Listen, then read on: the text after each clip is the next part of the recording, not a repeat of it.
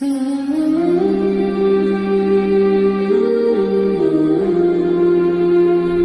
زیادہ ظلم کیا تو مومنین پریشان ہوئے، تو ان کو اللہ تعالیٰ نے حوصلہ دینے کے لیے یہ بات کہی کہ قد افلح المؤمنون، پریشان نہ ہونا، مومن ہی کامیاب ہونے والے ہیں، مومن ہی فلاح پانے والے ہیں۔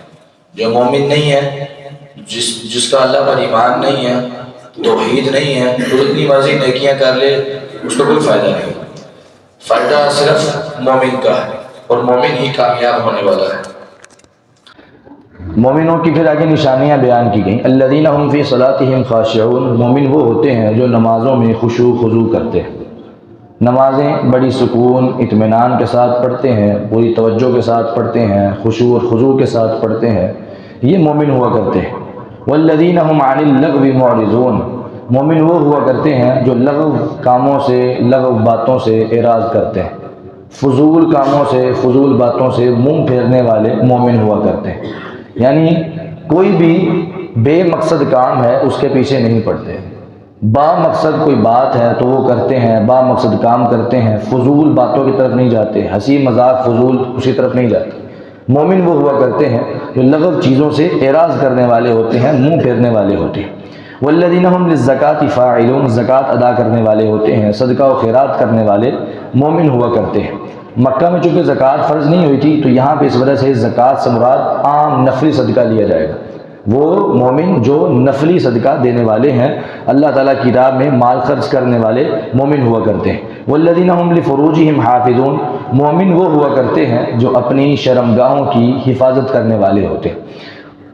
یہ ساری نشانیاں اللہ تعالیٰ نے مومنوں کی بیان فرمائی، اور اس کے بعد کہا والذین هم لاماناتہم وعہدہم راعون، وہ مومن ہوا کرتے ہیں جو ایمانتوں کی حفاظت کرتے ہیں اور اپنے وعدے کی پاسداری کرتے ہیں۔ جب ان کے پاس امانت رکھوائی جاتی ہے تو امانت میں خیانت نہیں کرتے بلکہ اس کی حفاظت کرتے ہیں اور وعدے کی پاسداری کرتے ہیں۔ جب کوئی وعدہ کر لیا ہے تو وعدے کے خلاف ورزی نہیں ہونی چاہیے، وعدے کی مکمل پاسداری کرتے ہیں، یہ مومن کی نشانی ہے۔ اور منافق کی نشانی اذا وعد اخلف، جب بھی وعدہ کرے گا تو وعدہ خلافی کرے گا، وعدے کی پاسداری کبھی نہیں کرے گا، یہ منافق کی نشانی بیان ہوئی۔ اور مومن کی نشانی وعدے کی پاسداری ہے۔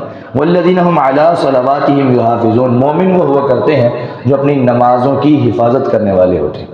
شروع میں کہا نمازوں میں خشوع خضوع کرنے والے، آخر پہ کہا نمازوں کی حفاظت کرنے والے۔ یعنی کیا مطلب؟ پہلی بات تو یہ ہے کہ نمازیں مکمل پابندی کے ساتھ، پانچوں نمازیں، اور جو پڑھنی ہیں ان میں بھی خشوع خضوع ہو، مکمل توجہ کے ساتھ، یہ مومن کی نشانی۔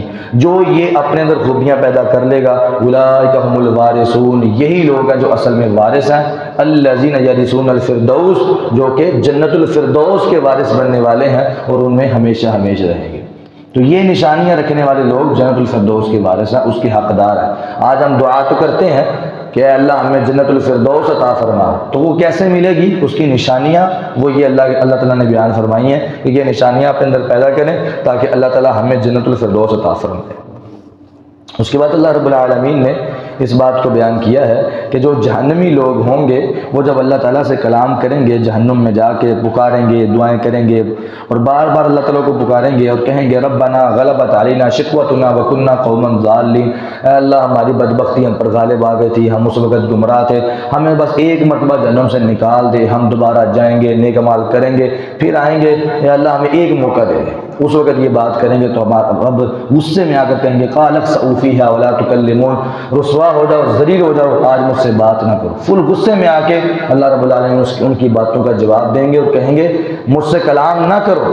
کیوں کلام نہ کرو؟ انہ کان فریق من عبادی، دنیا میں جب تم تھے تو میرے بندوں میں سے کچھ بندے ایسے تھے جو کہتے تھے ربنا آمنا فاغفر لنا وارحمنا وانت خیر الراحمین، اے ہمارے رب ہم ایمان لائے اور ہم بہت گناہ گار ہیں، ہمارے گناہوں کو معاف فرما، ہم پر رحم فرما۔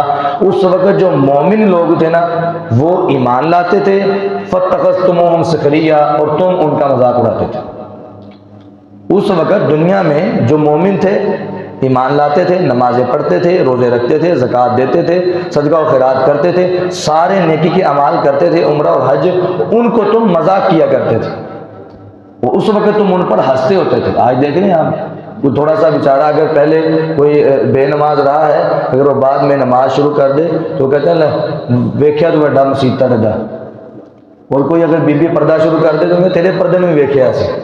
تو اس طرح کے لوگ مذاق کرنے والے، ان کو جناب تانا تشنیع کرنے والے، اور جو لوگ نیکی کی طرف آ جاتے ہیں ان کی حوصلہ افزائی کرنے کے بجائے حوصلہ شکنی کرنے والے لوگ قیامت والے دن جب اللہ تعالیٰ سے کلام کریں گے تو اللہ تعالیٰ کہیں گے آج مجھ سے بات نہ کرو کیونکہ تمہارا حق نہیں بنتا مجھ سے بات کرنے کا، لا تکلمون، مجھ سے بات نہ کرو کیونکہ تم دنیا میں میرے مومن بندوں سے مذاق کیا کرتے تھے، ان کو تم برا بھلا کہا کرتے تھے، ان کو تم ہنسی مذاق کے طور پر لیا کرتے تھے، آج ہم نے تمہیں بلا دیا ہے اور جس طرح تم ان کے ساتھ مذاق کیا کرتے تمہارے ساتھ بھی آج اس طرح کا مذاق ہی ہوگا۔ اللہ تعالیٰ میں ایسے لوگوں سے بچنے کی توفیق عطا فرمائے۔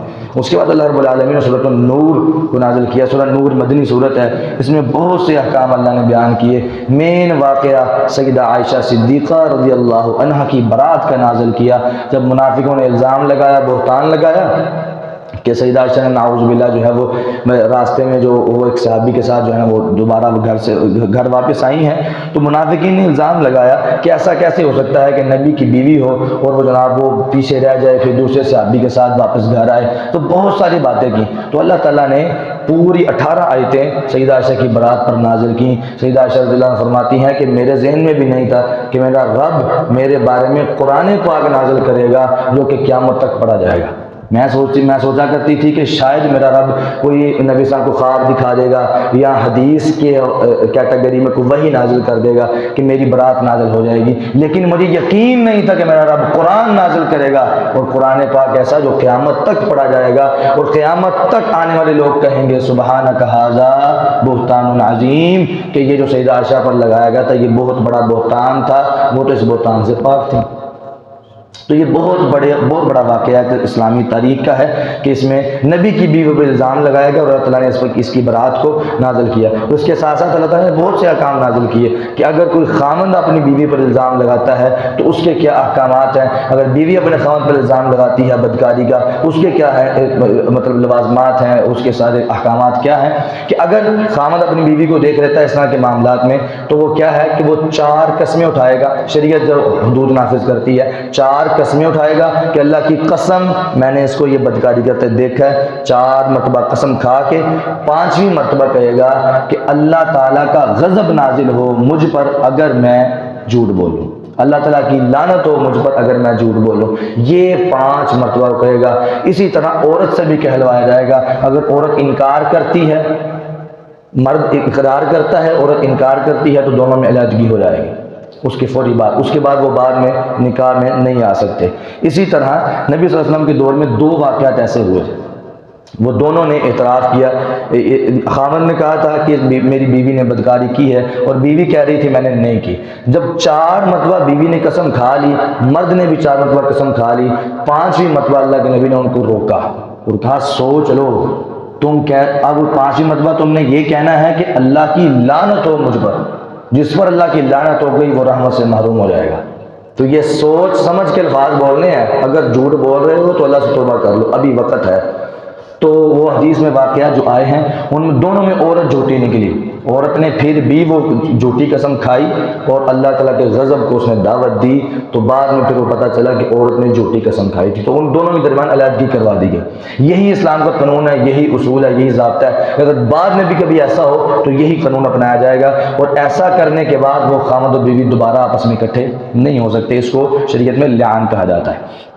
اس کے بعد اللہ رب العالمین نے کہا اے ایمان والو، یہ جو خبیث عورتیں اور خبیث مرد ہیں قانون یہی ہے کہ یہ آپس میں ایک دوسرے کو چاہتے ہیں، ایک دوسرے کو پسند کرتے ہیں۔ مومن مرد کبھی خبیث عورت کو پسند نہیں کرے گا، خبیث عورت کبھی مومن مرد کو پسند نہیں کرے گی، اور مومنہ عورت کبھی خبیث مرد کو پسند نہیں کرے گی۔ اس طرح یہ الخبیثات للخبیثین، خبیث مرد یعنی بدکار اور گندے مرد جو ہیں وہ گندی عورتوں کو پسند کرتے ہیں، اور اسی طرح گندی عورتیں گندے مردوں کو پسند کرتی ہیں۔ مومن ہمیشہ مومن عورتوں کو پسند کرے گا اور مومنہ عورت مومن مردوں کو پسند کرتی ہے۔ یہ قانون اور رسول اور ضابطہ ہے۔ اور دوسرا اس کا مطلب یہ ہوتا ہے کہ جس طرح کا انسان ہوتا ہے اس طرح کا ہی اس کو آگے حریف ملتا ہے، اس طرح کا اس کو اپنا جیون ساتھی ملتا ہے۔ جس طرح کا انسان ہوتا ہے، اگر انسان یہ کہے میں جیسا مرضی ہوں میری بیوی اچھی ہو جائے، ایسا نہیں ہوگا کبھی۔ خود اپنے آپ کو ٹھیک کرنا پڑے گا، پھر بیوی ٹھیک ہوگی۔ اگر اپنے آپ کو ٹھیک نہیں کرتے بیوی بھی اس طرح کی ملے گی۔ اللہ تعالیٰ ہم سب کو اپنی اصلاح کی توفیق عطا فرمائے۔ آگے اللہ رب العالمین نے یہ کہا، اے ایمان والو جب تم کسی اپنے گھروں کے علاوہ کسی اور گھر میں داخل ہو تو اس کا اصول اور طریقہ یہ ہے کہ سب سے پہلے اجازت طلب کرو، پھر سلام کہو۔ اگر اجازت طلب کرو گے، تمہیں اجازت مل جائے تو پھر کسی کے گھر جاؤ، اگر اجازت نہ ملے، اگر تمہیں کہا جائے کہ واپس چلے جاؤ تو واپس چلے جاؤ۔ حدیث کے الفاظ ہیں کہ جب بھی دروازہ کھٹکھٹاؤ 3 مرتبہ دروازہ کھٹکھٹاؤ کسی کا، 3 سے زیادہ مرتبہ دروازہ نہ کھٹکھٹاؤ۔ 3 مرتبہ کھٹکانے سے اگر کوئی باہر نہیں آیا، دروازہ نہیں کھولا تو واپس چلے جاؤ، دوبارہ دروازہ نہ کھٹکھٹاؤ۔ یہ اصول اور ضابطے شریعت نے بیان کیے ہیں۔ شریعت نے ہمیں ادب سکھایا، اخلاقیات سکھائی ہیں، ہر چیز کا طریقہ سکھایا، یہ کام کیسے کرنا اور کیسے نہیں کرنا، یہ سارے معاملات جو ہے سب سکھائے۔